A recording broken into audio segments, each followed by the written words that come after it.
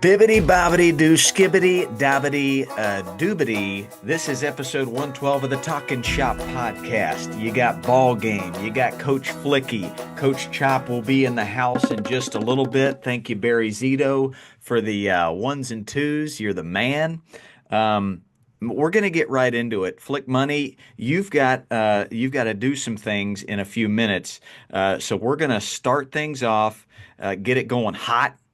And then we've got big bearded Choparuski coming out of the bullpen.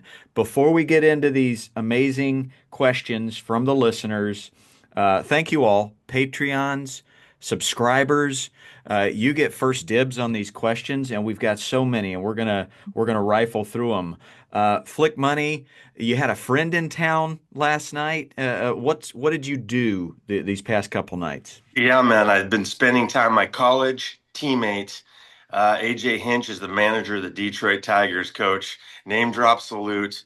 And one of my best teammates in my life, Troy Kent, who also played with us at Stanford, former Cleveland possession of the Cleveland Guardians organization, had a nice pro career. He came up from Portland, man. We chopped it up, had a great dinner, learned so much, reeled in the years, and then we went and watched the Tigers got healthy on Seattle Mariner pitching last night. 18 knocks, six in the first, coach. I feel like that's the spirit I'm bringing in here today. Let's score. Let's hit them early. Let's come in hot.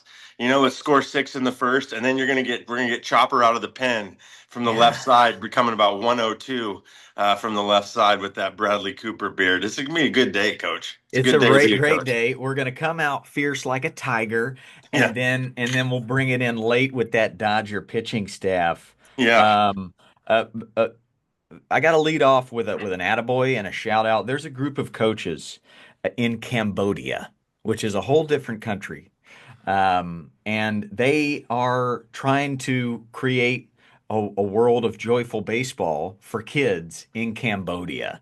amazing. And it's just an amazing effort.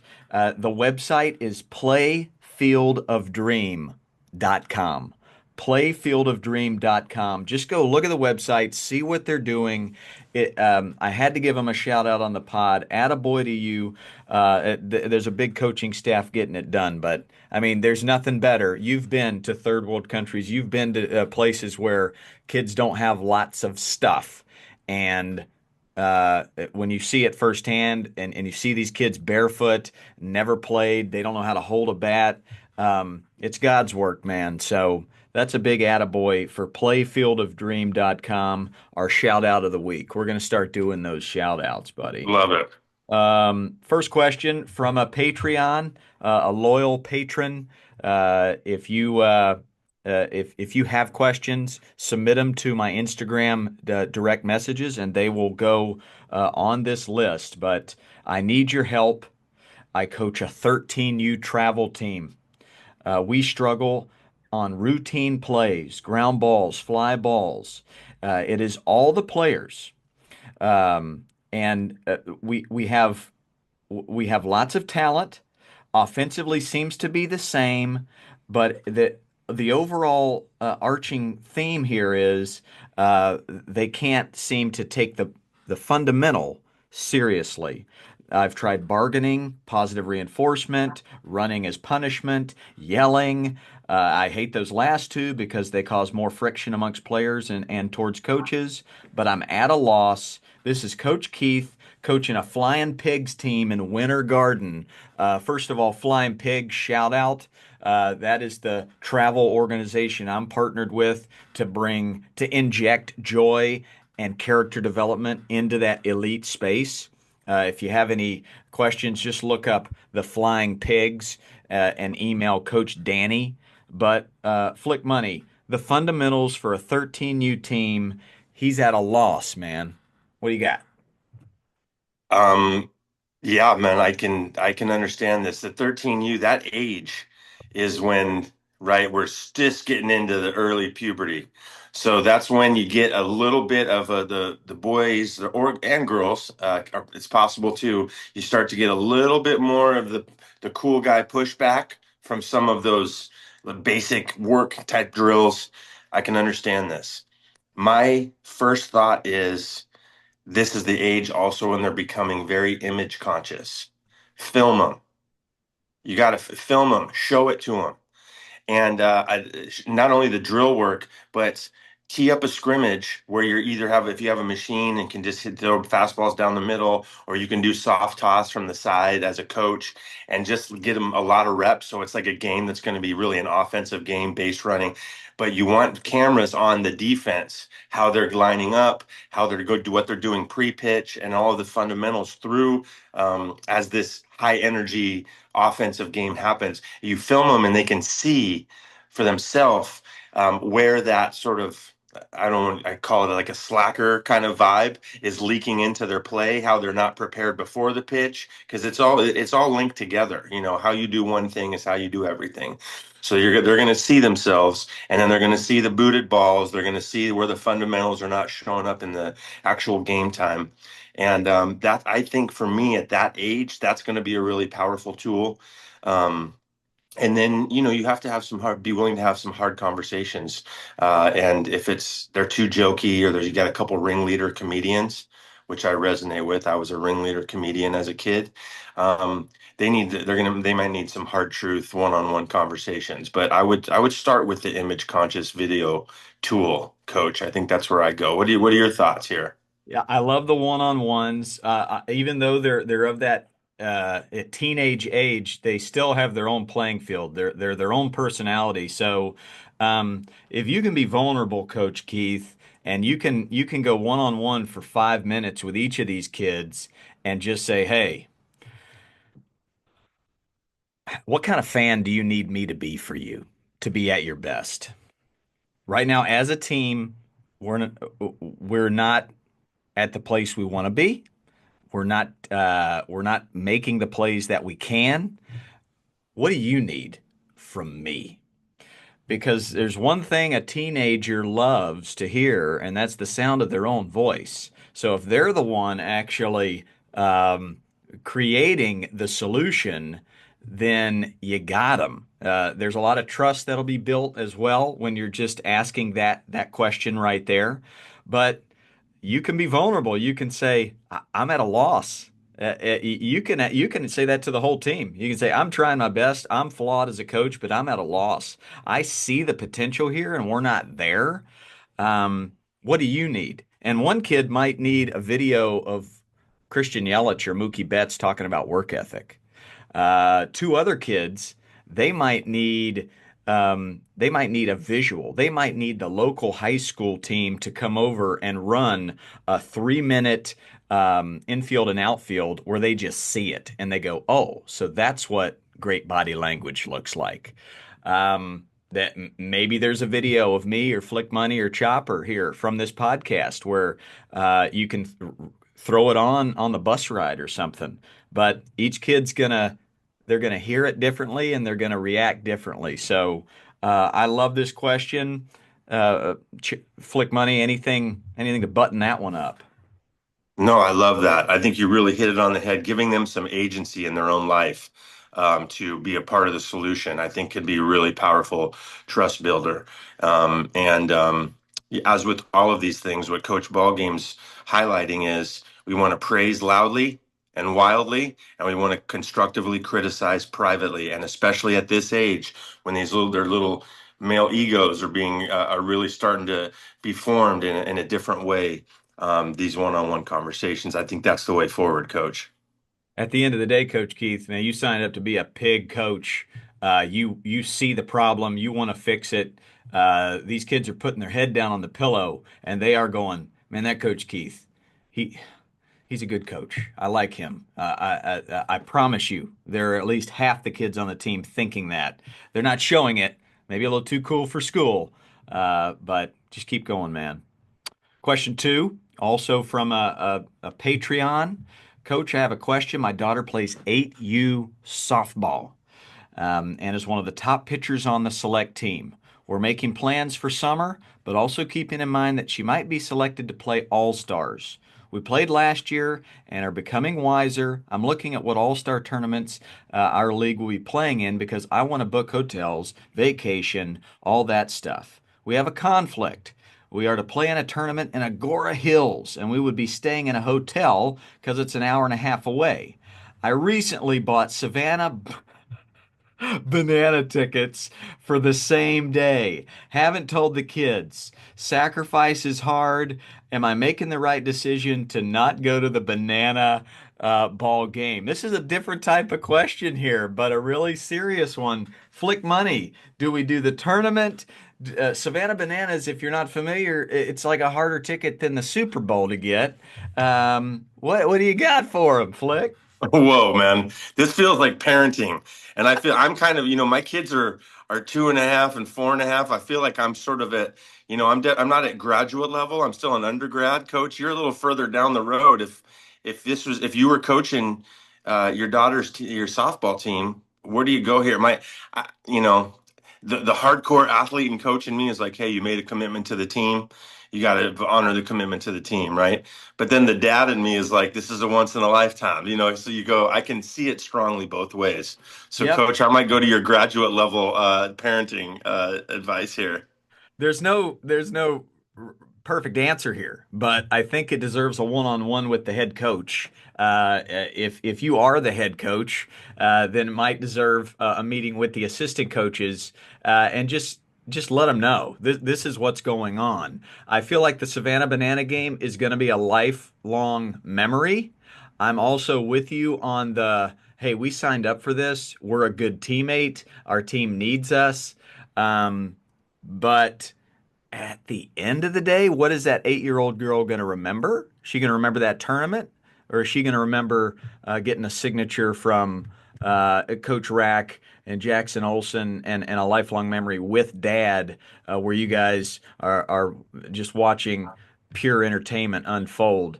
If I had to go 60-40, I'd go Savannah Bananas. You're going to have plenty of tournaments down the road. I look back at like episode 4 or something with Nick Hunley, and he realizes that other than softball, his gal loves Dude Perfect, and he tries to go to every Dude Perfect thing he can with her. So the fact that this is a change from the norm, that you're not just going to a tournament and playing, you're actually doing something else. I, I think it's a conversation with the daughter as well. Like, we signed up to be a great teammate, and our team needs us, but occasionally life is more important than softball. So I mean, I could be completely wrong there, but that is my gut. Flick money. What do you think of that? No, I think it sounds good, Coach. Remembering this as 8U, this is really at a very young age. The only thing I would say is maybe a way you could be a great teammate and she could help you is when you have the conversation with the coach, make sure she's there. Let's have the conversation together. Encourage her to be the one to do some of the talking because that's a good life lesson. But also, maybe she could come up with ideas for a few friends or players that she knows that aren't on that team that might be willing to step in and be a fill-in player that weekend, who's got some skills. Maybe they are really close to being an all-star, but they're not all the way there. But it might give them an opportunity to have a great memory to play on a cool all-star tournament if they didn't quite make it, or they don't live in that district or whatever the case may be. So that might be a way you could be kind of make a win-win situation where you're giving another kid a chance to play in a rad tournament, and you still get to see the bananas. Yeah, the fact that you're asking this question, I think, is your answer. Get a lifelong memory going with the daughter, and create this opportunity for somebody who wouldn't get that chance. I like that a lot. Bingo. A quick break from the podcast. I want to introduce you to my brand new friend. This is Coach Omade, nicknamed Coach O, and he has recently taken the playbook and the skills course on Coach Ballgame University. Coach O, thanks for jumping in. Where do we find you today? I'm just at home right now. Ironically, it is a practice day, so at some point I will draft up a practice schedule. I And love it. I love it. I live in a suburb of Portland, Oregon, in the Portland, Pacific Oregon. Northwest. My Sandlot tour has not hit Oregon yet, but that's the goal. The goal is to get there, and who knows, you might be our host. I don't want to take up too much of your time, but kind of fill in the listener. Well, what are you coaching later on today? Do you have kids? What's the footing there in Portland? Yeah, I mean, I've got two kids. They're about to be 8 and 10, and my son, who is going to be 8, basically coaching his little league team. So it is 7 to 9 year olds. And I played forever, but I've never coached. And as you know, those are two different things. So They are. yeah, I've traveled around. I've done camps with Barry Zito, World Series champions, Cy Young Award winners, and they're like, "Hey, man, this is a different language. Coaching kids, I don't know how to teach my 5-year-old how to catch or throw." So, I wanted you to come on. You've taken the skills course and the playbook. What have been some bright sides? How have you used that Coach Ballgame University in your daily walk? yeah, I'll give you sort of the outcome for me. If my confidence level going into this, I can barely get my kids to do what I tell them, right?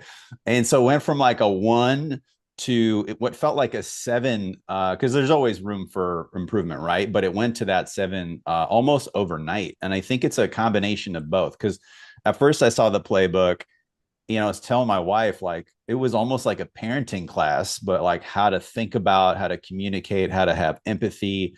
Um, I found myself more patient with my own kids afterwards, but it gave me like the psychological foundation that I felt like initially, I didn't really even think about, right? You don't know what you don't know.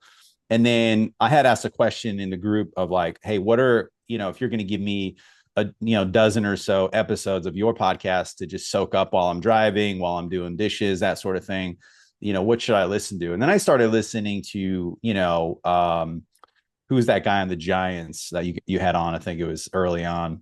We had a few giants. We had Matt Cain. We had Barry Zito. We had Brendan Crawford. I think We it was Hunter had Pence. Hunter Hunter Pence. Pence. Yeah. There it is. We could just name the lineup. Uh, Just yeah. yeah, Waiting for Barry Bonds. But yeah. but those, like, listening to those made it very relatable. When I grew up, those guys were maybe similar to you. There was no social media. These guys, like Daryl Strawberry was my guy. These guys were like larger than life, not accessible. So to hear like the best, like how they approach it with kids. So that's been like a good thing. And then you mentioned the skills course. Um, I think of three things when I'm trying to put a practice together. And I don't know if this is right or wrong, but the three sort of pillars I think about, right? I think about, like, I'm going to start with this blank canvas and I've got to keep having fun in mind, right? I've got to think about safety, all right? And in no particular order, safety is number one always, right? But those two. And then the third one is growth. And I think of that like, skills growth, that sort of thing. And so as I'm drafting up a practice plan, I'm able to go in, we're all strapped for time. I think that's the other thing. Because I know you've got videos on YouTube and Instagram. Could I invest the time to scour everything and then the things that aren't in there? Possibly, yes. But it was such a huge time saver to go in and think about, like, okay, first practice, let's get some of the basics in. Let's make sure kids can, catch in front of their face. Let's use tennis balls, just all these things I never even thought about. I would have showed up to practice with a bucket of baseballs, right? And probably Yeah. got some bloody noses. Yep. And so, like, it's like, okay, I have this blank palette. Now I have the colors I need to create my practice in a progression from it's literally right. So, and it's the Pacific Northwest, throw in spring break and rain. And so we haven't had today, we'll probably have the most amount of kids if it doesn't rain. But like just thinking about the progression of all the kids, whether we have the full group or half the group. So that's been, I mean, I can go on and on, but that's been pretty significant for me.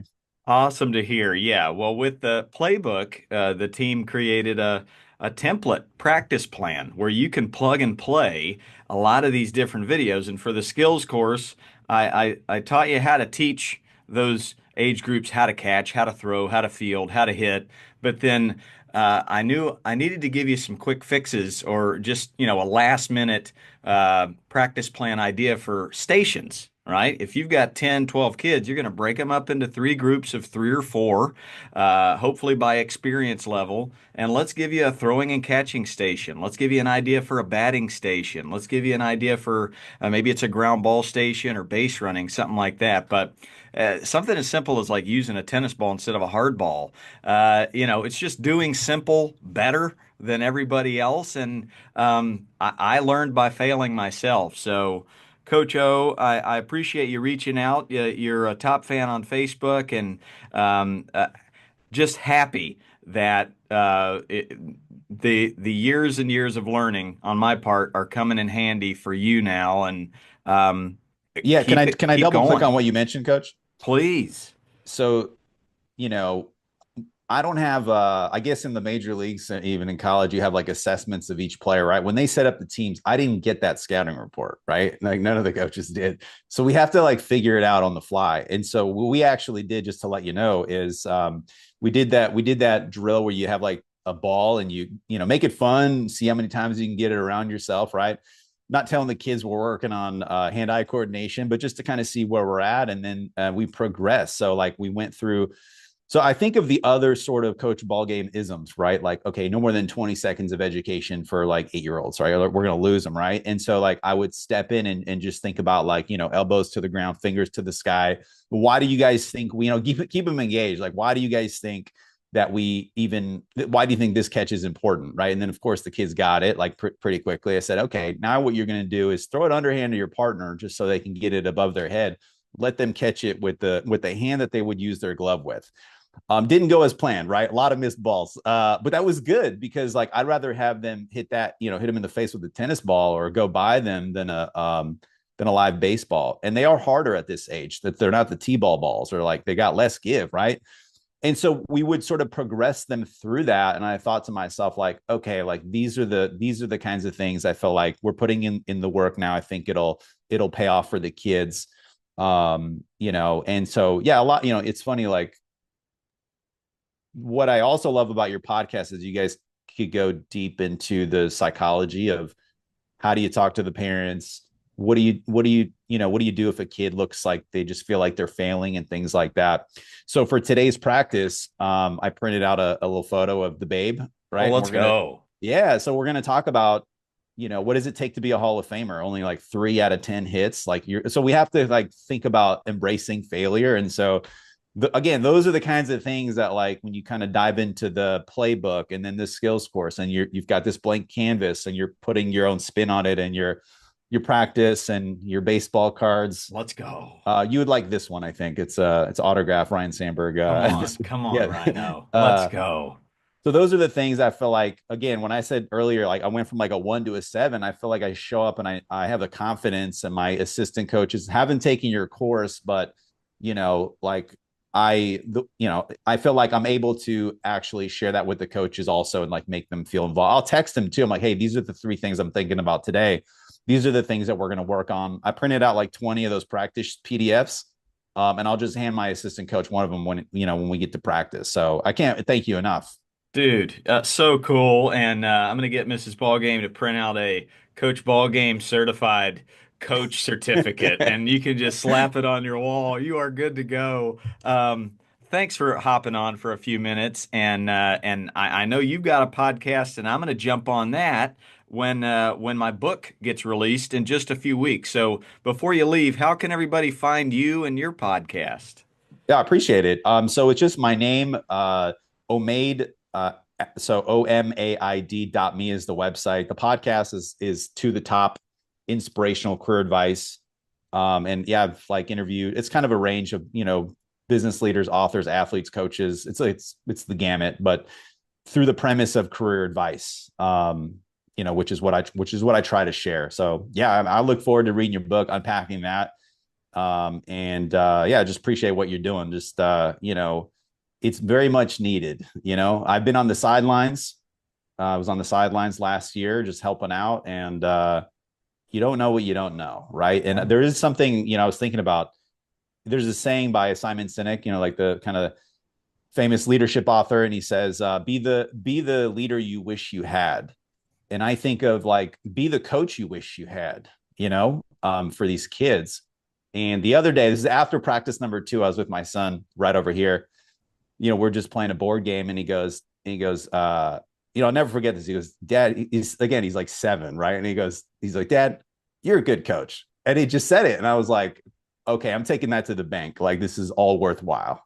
Golly. Wow, that's good. I mean that'll just give you a little chills right there. I love that. Well, add a boy to your son, add a coach to you, and hey man, keep going. Thanks, coach. I appreciate it. Look forward to staying in touch. This is uh this is patron number 3, and this is a tough one. This is Mrs. Dogpile, and she has stepped up to manage her son's AAA Little League team. She's been a lifer. She's done the playbook. She's done all the Coach Ballgame University. Listened to every episode. She's been coming to my camps forever, and she had no idea how hard coaching can be. I have ages 8 through 11, 6 players that know the game, 6 players with not a lot of experience. We've lost all our games so far. The good players are frustrated. The less experienced players are discouraged. I'm trying to keep the positive, healthy, happy vibe alive. I'm feeling beat up and discouraged, trying to trust the process and find other goals these kids uh, uh, other than winning, they can achieve. So please help. That's really the message there. What do you got for Mrs. Dogpile there, Flick Money? Well, I think what jumps up for me, she said it in the question, which is the idea of goals. And so, if we take winning games, this is going to be this is like a little league version of Moneyball, Coach.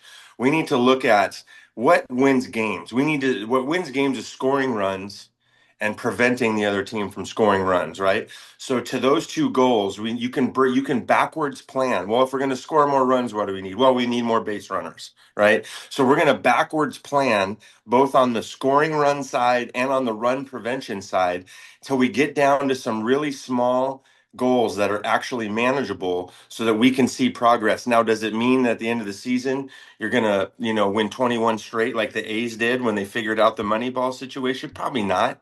But it it was in your question. There's a sense that we need some wins here, and so the wins can be really, really small. Can we get one base runner per inning, right? And that one base runner, if we get a game where we get one base runner per inning, now we're going to can we get 2 base runners in half the innings, right? So we're just going to start ratcheting up, and that can be walks, that can be hit by pitch. I mean, you are talking to the Brown University career record holder for hit by pitch, and so there are opportunities to um, stack little wins, tiny micro wins, both on the run prevention and on the run scoring side, and then you let the process unfold. But to make it fun in practice. Really focusing some of those small goals. I think you have fun competitions around it. You find out what each player's love language is. You can figure out ways of rewarding great effort towards those goals. Um, and that's some of the fun part, the creative part you get to come up with. But that's what jumps up to me, Coach, is baby Moneyball. Yep. I'm with you on just changing the definition of winning. It seems like the scoreboard is the prime focus right now, and it's causing a lot of discouragement, frustration for the experienced, discouragement for the least experienced. So change the definition. As Flicky said, all these fun games, competitions at practice make practice just incredibly joyful. Where whoever has the most joy and whoever makes the best choices, that's winning. That's where the awards come, and those are the points. When it comes to the games, at the end, the game ball, throw winning on the scoreboard out the window. Which of the two kids responded to failure the best? You kids, come on up. You have the game ball. Our daughter, she's on the 8U Ducks. They give out a little ducky after every game, and the player who won it last week gives it out to a different player the next week. So maybe the player who won that game ball, they give it out at the end, win or lose. And no, we're not saying that losing should be great. We want to achieve a goal of winning, but put it like fifth, sixth place, and change the definition. I see the one and only Coach Chopper with the beautiful beard, the Arizona sun in the background. He's with us. You missed the question, but Coach Mrs. Dogpile, she's like 0 and 50, and everybody's discouraged. And this is her first time trying to coach, and she's just absolutely lost. So, Chopper, I don't know if you've met Mrs. Dogpile, but she's a loyal fan of the pod. So, what do you got for her, old bearded one? What's up, boys? I didn't hear y'all's responses, but um, I would just change the definition of a win, Bang. and so I'm certain you guys probably said something very similar to that. But yeah, you look for the small wins, incrementally improving. Maybe it's effort, maybe it's attitude, maybe it's uh, hey, we drove in more runs this time, or we held them to less, and we just kind of keep trusting that process. But yeah, I would. That's how I would handle that, and understanding that the boys and girls on the team, like, hey, our talent's where it's at. That's okay. We can't necessarily control that today, but we can control is trying to get better each day, and that would be what I would do. I'm fairly certain you guys said something very similar to that because we're like minded. We're very like-minded, and I'll end with this: the 0 and 42 record, and the skills and the tools you give these kids to process failure, way more important than going 38 and 4. Way more important. So, it is not a lost cause, and it's actually way more valuable. So hang in there. It ain't easy. Get on the same page with your assistant coaches and the parents and say, "Hey, I'm trying my best here, but I think we're going to change the definition of winning, and let's find those small wins." As Bill Murray said, and what about Bob? Baby steps. Flick money. And just to be specific with some baseball specifics, if your kids are pitching, it's strike one. That's the babyest step is strike one on the first pitch, strike one. How many of those were we able to do, right? On the hitting side, leadoff runner on. That's the most important. That's all the statistics tell you. You get a leadoff runner on, your chances of scoring runs go up exponentially. And on defense, it's out number one. If you can throw strikes and prevent that first person from getting on base, their chances of scoring against you. So those are the sort of baby metrics, the baby money ball metrics that you can practice and incorporate. Love it.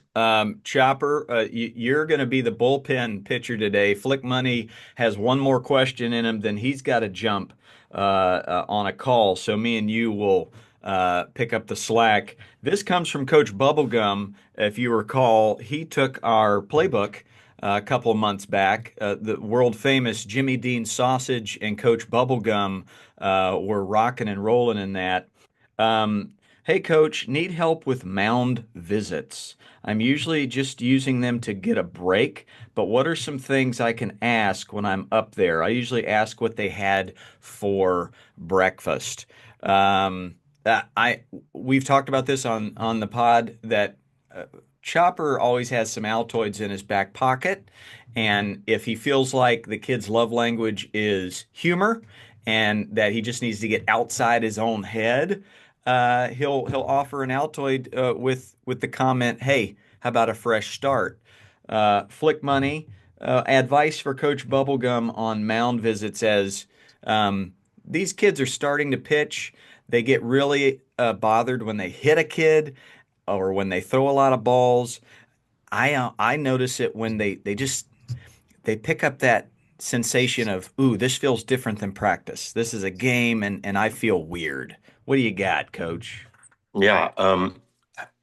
My questions: how are you doing? Tell me the truth. Yeah, how are you doing? Number two, because there's no way to work from if I can't take an honest evaluation of where I'm at. And then number two is um, what needs to get better. I want to engage their brain. What needs to improve? Well, I need to throw strikes. Well, yes, yes.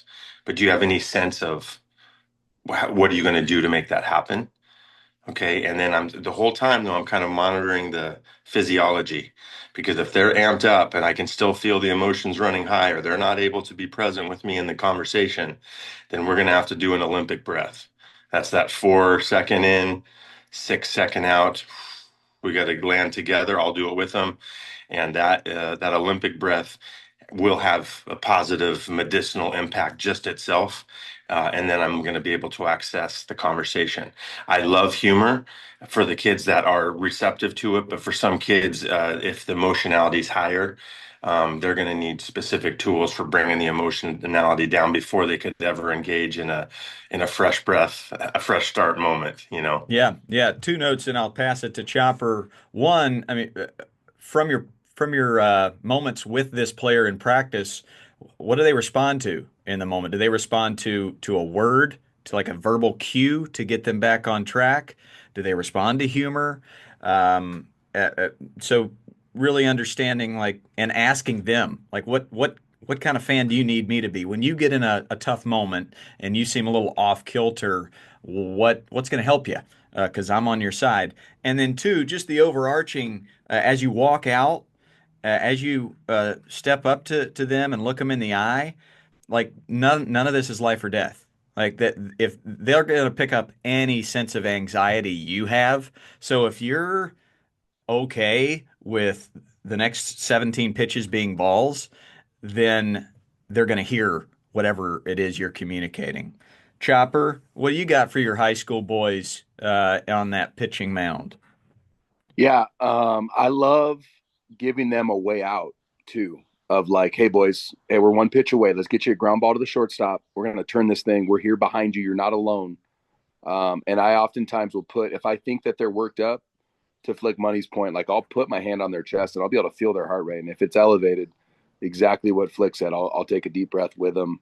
We'll get them back in the moment, help them understand, like, dude, we're one pitch away, and we're behind you. And I'll even engage my fielders to be like, hey, we all believe in him, right? And they're like, they'll quickly respond with a yes. And so, um, you're not alone. This is our way out of this thing. We're one pitch away. Paint that picture, and it is wild in baseball. We've all seen it where you can just proclaim something's going to happen, and a lot of times it happens. A lot of times. So that would be and just a couple things I would add. Outstanding stuff. Coach Bubblegum, you're the man. Keep bringing that bubblegum to the field. We're going to say so long to Coach Flick Money. We'll see him next week. Anything Coach, that I'm in. I got 7 minutes, Coach. Oh, I don't you want to got miss any of seven. this. You don't want to miss? God, I Don't want to love miss a that. thing. I don't. Aerosmith. Chopper, by the way, are you in a golf cart? Is that a golf cart? Negative. This would be a rocker, a camper, like a camping rocker in my backyard. Coach, first off, the podcast has changed my life. Thank you so much. Not just being a coach, but a dad. I have a 10-year-old son who has lost his desire to play the game. He has a lot of talent. He's really fun to watch. He's played on travel ball teams, rec teams, and he's an absolute rock star. Uh, he did play in one travel tournament, and uh, I think the final score was something like 15 to nothing with a mercy rule. The game ended in 4 innings. He was humiliated. So there was a big loss in this tournament, and there was a switch that happened. It was really sad to see my son's demeanor before those games because he already had it in his head what the outcome was going to be. So before the next game, he'd already gone inward. They did win a few games. We played against some teams who were not in our league, but it was not enough to make it fun for my son. I have encouraged him to try again, but he refuses. I made a recommendation to the league to have an evaluation process so the teams can be evenly picked. They said that they let the two travel teams play together because they donate a lot of money to the league, politics, etc. Um, yeah, suggestions for this kid who it seems like the loss, the 15 to nothing loss changed his whole perspective and shifted it to I don't really love the game. Sean Flicky, we'll start with you. I've had this situation. It's the realization, as dad's describing him as this very good player, but it's this realization when you get out into some of these tournaments and you see the big wide world and how many gifted players there are, and they might be bigger, more athletic. There's these kind of waves of realization that can hit us sometimes if we've been a slightly bigger fish in a slightly smaller pond.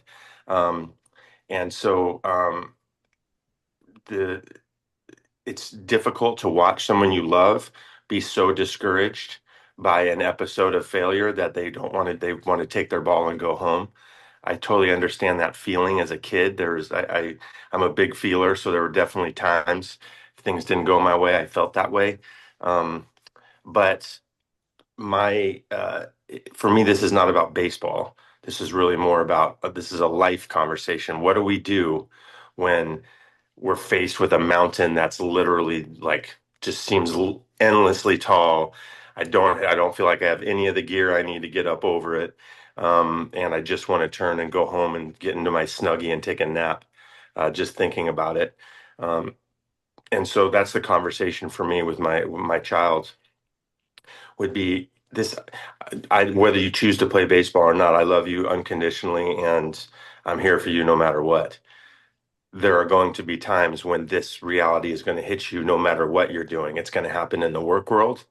It's going to happen socially at times it's in its own way. It's going to happen in other activities that you love. So what do we do when we're faced with it? And so this is the conversation, and it's not going to be solved in that conversation, but I think it's opening the door to um, I get the sort of, I get it. I love you unconditionally. And let's start building the skill set that we need. Let's start building the resilience we need to get over this mountain, whether it happens in the baseball uh, arena or not. Um, we've said often on the show, nothing is worth compromising your relationship with your child. So I would avoid getting into pushing them back towards the game. That's got to be his choice.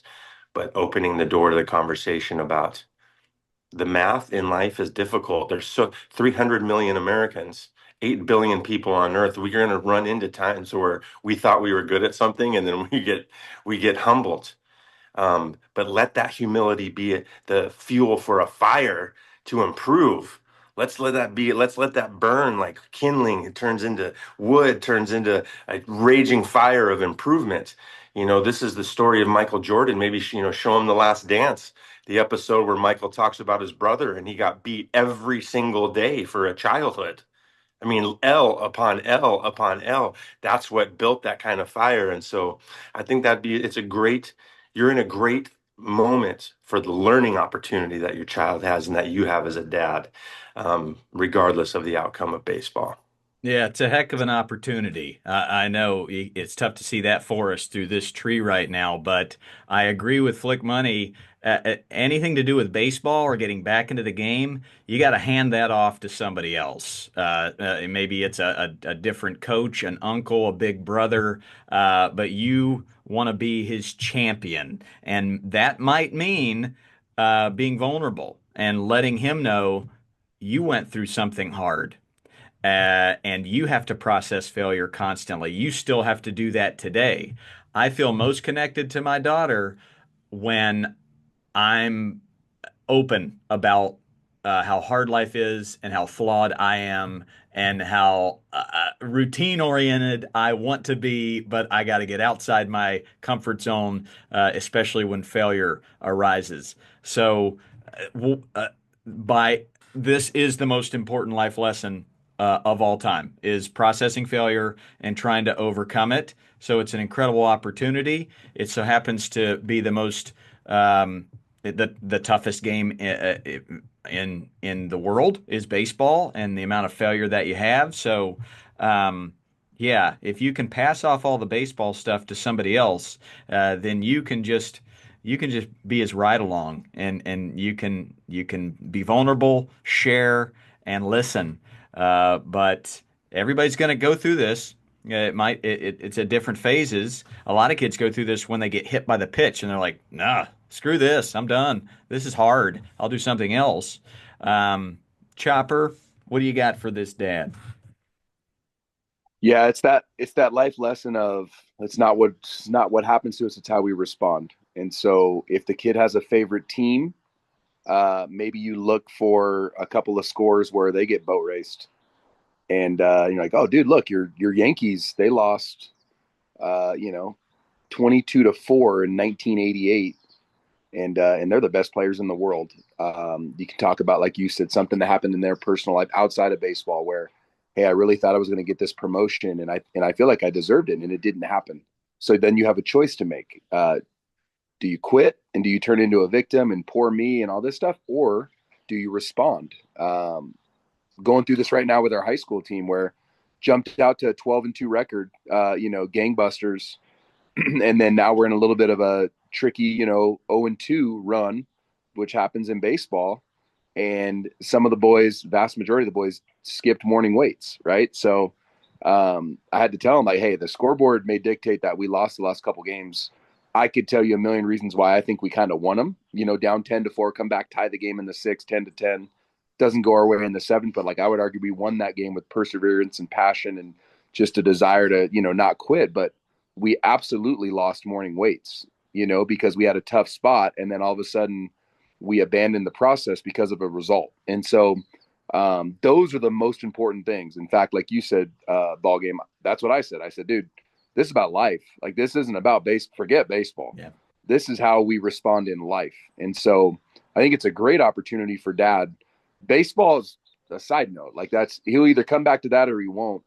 It doesn't really matter. What really matters is that he learns, hey man, things aren't going to go your way sometimes. That doesn't define you. How you respond defines you and defines your character, and it will define your success moving forward, whether it's baseball or business or philanthropy, whatever the good Lord has in store for you. Well said. Let's give Coach Flick Money an attaboy as he heads off for the The day. We'll opener, see you next week. It's Attaboy. it's boy, been a distinct pleasure. go get Good him, to see buddy. you, gentlemen. Go get Love him. you. Talk to you Love later. you. Hey, Later. brother. Just to button up that question, I think the sun is gonna sniff your wishes. If your wishes are for him to get back in the game, he's probably going to push back against that. So um, try to have your joy, Dad, detached from his love of the game, his wishes to get back on the field, and just pass that one off to a local coach, to somebody else. That way, um, he doesn't have an excuse, right? Because as soon as they feel that you're needy and you're living vicariously through them, sounds like that's not productive. What do you think about that, Chopper? I agree. I like that layer of protection for their relationship. Yeah, you want to layer that up for sure. So find a coach you trust, that's going to make sure it's fun. He's 10 years old. And a coach that's not focused on the result, not chasing, 10-year-old trophies, and get him out there having some fun. I recommend a Sandlot. Go Yeah. to ball game. Go to your local Bang. Sandlot. Bang. Yeah. Yeah. I mean, you want to talk about implementing joy and perspective into the game. Like, we don't have a scoreboard. We don't keep score. We do keep score of their character Bang. and how much joy they're having. So, um, next up on the docket, truly would love your opinion on no practice leagues. Example, locally, we have a winter indoor soccer league. We meet the athletes for 20 minutes, we scrimmage, then 10 games with not even time for proper warm up. So many red flags here. So my husband and I have decided to be part of the solution by coaching.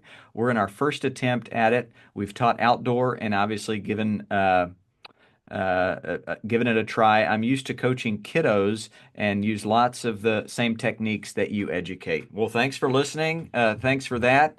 Um, yeah, I think we live in a world where, and I'm not sure if this is trophy chasing or if it's just on the other side of it, it could just be trying to gamify everything. I talked to the Savannah Bananas coach a few days ago on my Instagram Live. You can check that out on my feed. But he said that's a great way to teach love of play is gamify everything, make everything a game. When you're at practice, have a two-on-two scrimmage, over the line, points games, competition. So I'm a fan of that. I know we can gamify it. Now, if it goes to chasing trophies and it gets toxic, that's a whole different ball game. So, in my opinion, specifically in the elite space, it should be about development. Are we getting them ready for that next level, that high school level in any sport? You have to go watch a coach do a practice and some games before you sign up for a team, and you'll sniff it out. You'll know right away. Wait a second, he's not into character development. He's not into skill development. This is about winning trophies and playing as many games as possible. And if you don't play if you try to play multiple sports, then you're off the team uh, uh, because we got to do things single-mindedly. But yeah, I'm not enough context here to know which direction, but I love that you're taking matters into your own hands, right? It seems like you see a toxic situation and you're doing something about it, creating your own soccer sandlot, so to speak. But yeah, I'm a much bigger fan of developing the child as a human, and as an athlete before winning lots and lots of games. What hit you here, Chopper? Yeah, I can see it. I can see it from both sides. I know Bo just signed up to play on a no practice flag football team, but it's literally coached by his 8-year old friend. And he just said, "Hey, do you want to come play on Sundays with us? I'm the coach.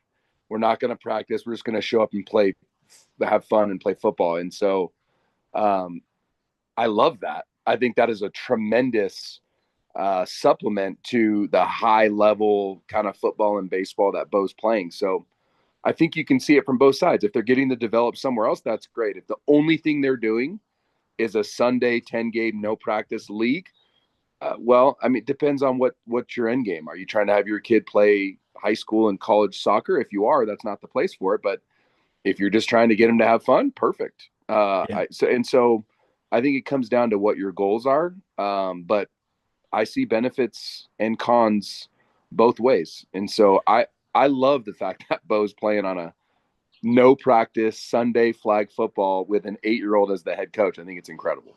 Yeah, and if you're not seeing enough development happen, um, and you're unhappy with that, then maybe it deserves a one-on-one with the coach. But I'm fine with my daughter just showing up to the games for softball if the coach is willing to pause the game and say, "Hey, let me teach you how to cover second here." Right? There's a way to teach within the game, and a lot of times kids are more engaged during gamified things because it's a competition as opposed to a drill.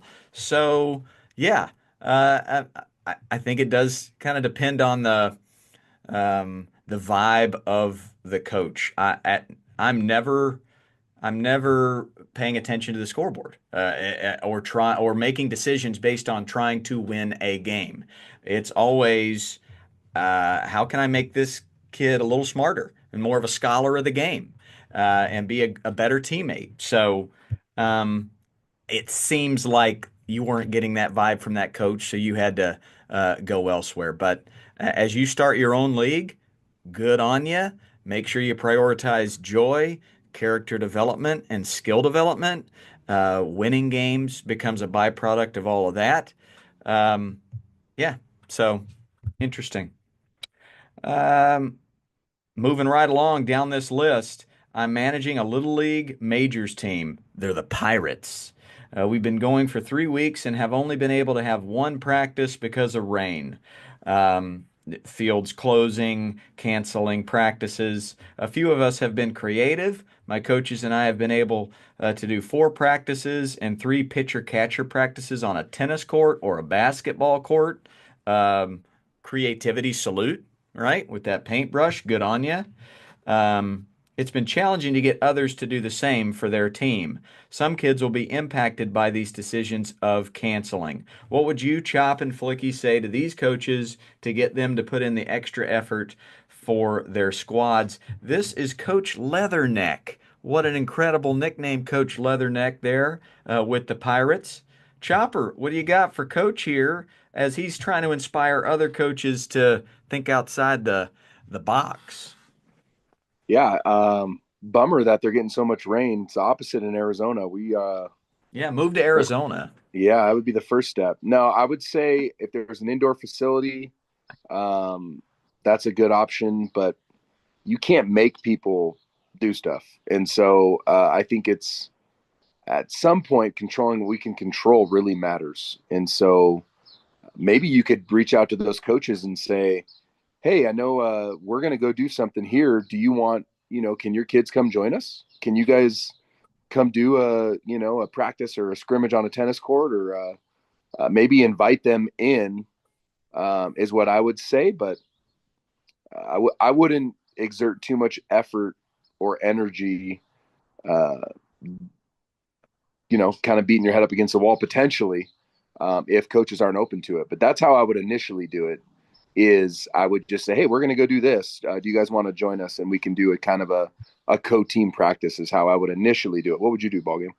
Well, yeah, it's kind of like what I did with my life. Um, I saw a problem with youth sports, and so I started my own league where no, we're gonna use let's use tennis balls and let's use a volleyball, and we don't even need a real field. And we're going to give out baseball cards for good choices. And we kind of flipped everything on its head, a lot like the Savannah Bananas. And you put a rock in people's shoe and you let them know this is what we're doing. But yeah, they are their own person. They're adults. They'll make their own decisions. You can lead by example. You can let them know you're doing this to kind of get creative and give the kids something to do, and then uh, uh, they'll follow. Right? People started following after a few years of me running these sandlots, but I wasn't knocking on their door every day and getting mad at them for doing it a different way.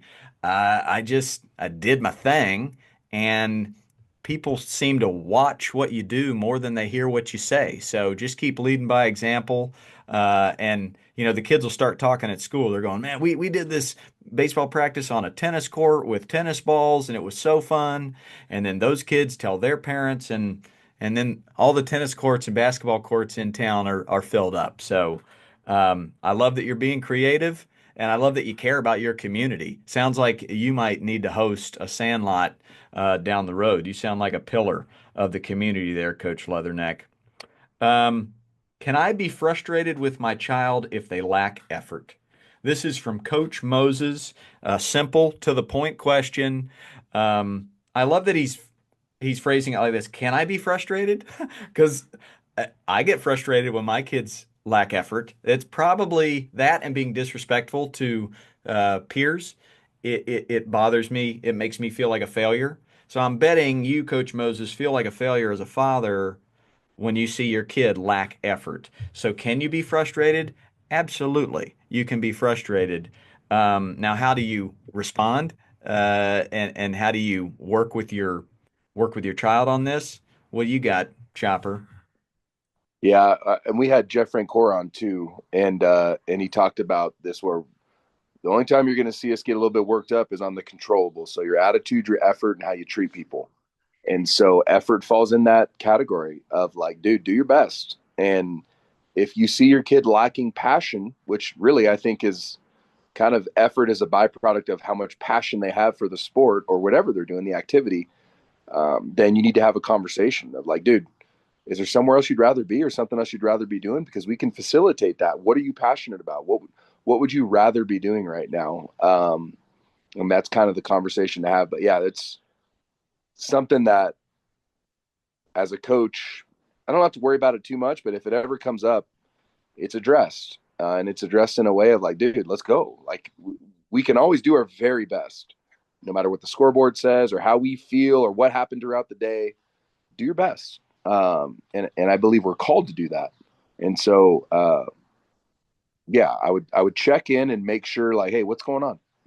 Especially if it's out of character. But if it's consistent and it's a pattern and it's my son, I'm gonna say, dude, what would you rather be doing? Let's do that because this isn't it. We're not doing this. It's uninspiring. It's just not good for you or your teammates or me as your dad. So what would you rather be doing? Let's go do that. Let's go play Connect Four. Yeah. My my joy can definitely be detached from my kids' results on the field, but it's very attached to their character, to the way they their work ethic and the way they treat people. So it's definitely going to be a conversation. I've had one daughter for 11 years, one for 7. I kind of know how they're maturing and what their vibe is. But I had a parent the other day on my daughter's team say, "Hey, will you work with my daughter on her follow through? Like mom and dad, she doesn't hear it." So this is very normal where they don't hear mom and dad. So Coach Moses, if you're able to tap on that shoulder of an assistant coach or somebody that your kid really responds to and say, "Hey, I've done as much as I can here. Can you let this kid know that work ethic equates to success and to be a good teammate, to continue to play on this team, they're going to need to work harder. Can you help me out with that?" I guarantee you they'll jump on board because they're a father as well and they get it. They might ask you to do the same thing for their son. So I bring up this passing it off to the next guy thing a lot. Chopper, do I bring it up too much? Is there validity to that? I love having another voice that you respect and your kid respects to back up kind of what you're saying, because there is that often time where a youngster will just say, "Oh, that's just dad or mom," but when they got another coach that they respect, that is on the same page. I have that with my head assistant for my club, and he's my head assistant at the high school.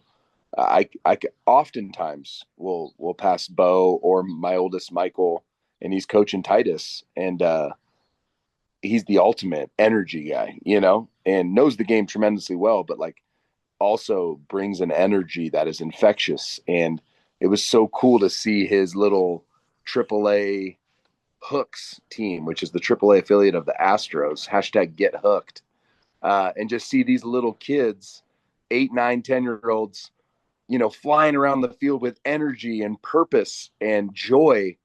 And they made this incredible play on Saturday, and it was almost like they almost dogpiled in like the 4th inning. It was incredible. And so, yes, I don't think you bring it up. I think you bring it up the right amount. I was going to say you don't bring it up enough. You do. You bring it up the right amount. I think that it's a great tool for moms and dads to once again layer that relationship that they have with their son or daughter, and go to someone that you and your son or daughter respect and say, "Dude, what's your thought on this?" And it's almost like a layup for them, because it's like when I put a golf ball on the tee for you. I know it's going right down the middle of the fairway, but Bang. Yeah, and what can you do? Lead by example. My daughters, they see how hard I work at the drums in that garage, and then they understand what work ethic means. Like if I'm going to get ready for this gig and be a good drummer for my band, then I'm going to work hard. I'm not telling them this is how many hours you have to work on this to be good. They don't want to hear that. They'll turn that off. Oh, that's dad just yelling at me. But yeah, whether that's your kid seeing you mow the grass or wash the dishes, they pick up on that stuff. So lead by example, for sure. Um, here's an interesting one about the politics of Little League. I recently got kicked off the Little League board of directors because I asked for fiscal transparency and for the league to provide receipts for their transactions. Raise your hand if you can relate to this. I've met many a board member and Little League president who uh, it's a tough gig. I'm now trying to start my own organization to play in a different league to give people an alternative and so my kids can still play. My goals are to foster a love of the game while also teaching good fundamental baseball, and I want to make it as affordable as possible. I know I can't coach each team if this expands, nor do I think that's healthy. Any tips on finding like-minded coaches? Well, if you're in Arizona, pups. Find Coach Chopper's pups. If you're anywhere else, the Flying Pigs. That's the Coach Ball Game travel ball organization run by the one and only Coach Zeus, Danny.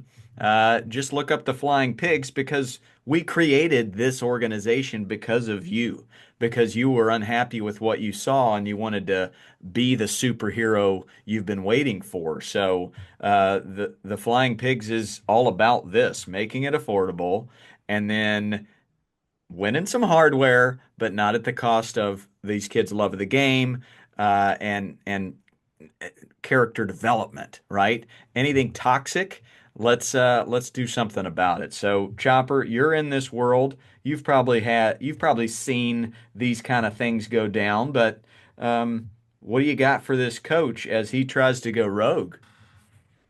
Yeah, he didn't do anything wrong by saying, "Hey, can we just be transparent?" And so when they refuse to be transparent, I almost think that's a blessing in disguise because you're able to get out of a toxic environment. And so look at it as an opportunity and kind of an eye-opening situation of like, wow, okay, all right, well, this is we're gonna pivot, and then you pivot, and in a way to find like-minded coaches, man, I would.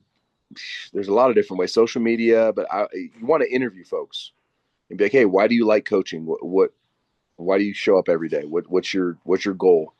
What drives you? What fulfills you as a coach? And so I would try to interview some folks. Probably has a few identified within the league, the little league, and I would respectfully just bring up, hey, there's another option that I'm trying to set up here, and would love you to be a part of it because I see a lot of my values in you. I think we have like-minded values, so that's how I would start it. But it may just be a sandlot, dude. It may just be a, hey, we're going to come out here and uh, play a sandlot and get reps and still get reps. We're going to have fun doing it. It's going to be super affordable, maybe even free. And you can start there. And then if you build it, they will come. Win Yeah. small to win big. Win Yeah. small to win big. And if you build it, they will come. And it might just be one, but that's all you need, right? I'm going into every day of a camp going, just got to be one kid. I got to change one kid's life for the better. So good on you. I don't think you have to approach this with any hostility or vengeance. I think that's a turnoff. Just say, hey, creating a different option here, something different. All right. I noticed there was rec ball, there was travel ball, but there was still this kid in blue jeans peering over the bushes going, that's a little overwhelming for me. So I created the Sandlot. Maybe that's you. And maybe it's a flying pig travel ball squad. So they're out there. Their options are most definitely out there, baby. All righty, last one for the day here. As a parent, how do you handle two very different kids with two different sports experiences? Older child loves baseball. However, he doesn't have the natural athleticism. He also hasn't physically matured as much as the other kids yet. Works his butt off, tries his hardest every practice, has become a decent player, decent pitcher, by far the nicest, most polite kid out there. Never made an all-star team, but he keeps trying. Well, first off, mission accomplished. Like this kid is a good human being. All right, throw all the baseball accolades out the window.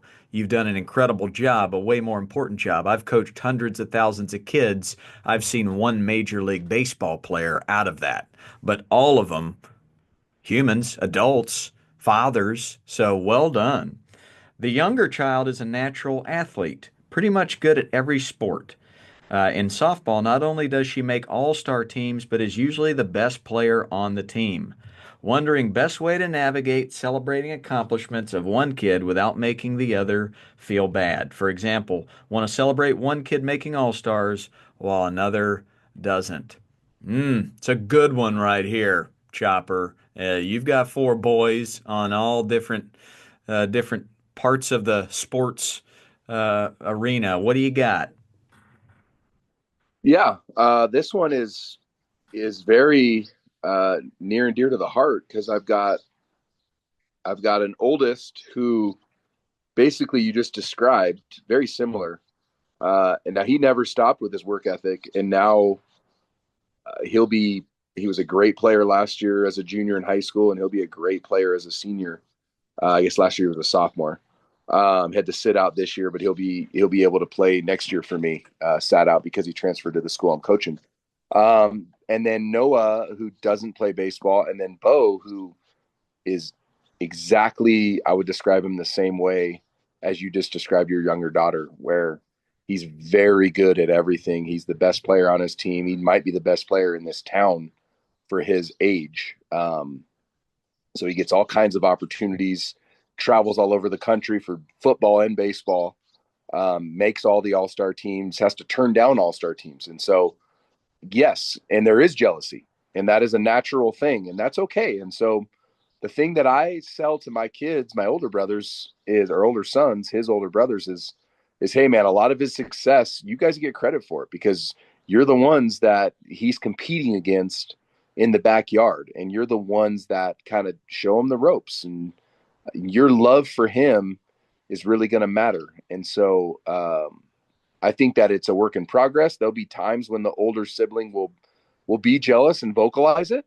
and that's okay too. You want them to be open and honest with their feelings, but at the same time, you want them all to know, hey, we're a family, and God gives us different skill sets and gifts, and you want to honor and praise the oldest sibling for everything that you just brought up when you described a great teammate. You can't control the talent that God gives you, but you certainly can control all the things that they're doing, being a great teammate, being kind, working hard. And you know what, older sibling, it's your work ethic that this younger sibling is gravitating towards, and it's why they're having the success they're having. So they have a little bit more talent. That is what it is. It's outside of our control. What an awesome thing. And like, I think now it's to a point where my older siblings, as they get further and further along, they're really proud of Bo. And it wasn't like that initially. Initially, it was the thing in this household was like, oh, Bo's your favorite. Bo's your favorite. And it's like, no, he's really talented, and so he's perceived as everyone's favorite. But like, that's just based on the talent that the good Lord's given him. Yeah, I love this. What kind of culture have you created within your home? Is it one highlighting the older brother, all the hard work you're putting in? It's making your sister a better softball player. She sees every single time that you come in late, tired, sweating, working hard. She notices it. She worships you for that. Likewise, big brother, you are becoming a more well-rounded athlete, a better player because of watching your daughter. So this culture is being set of it doesn't matter about the talent. This is about character. This is about the choices. That's the culture. Same culture I try to set when I'm coaching a team, where Benny the Jet Rodriguez is not getting awarded for all that talent, making all those all-star teams. The lens you're looking through is the work ethic, the kindness.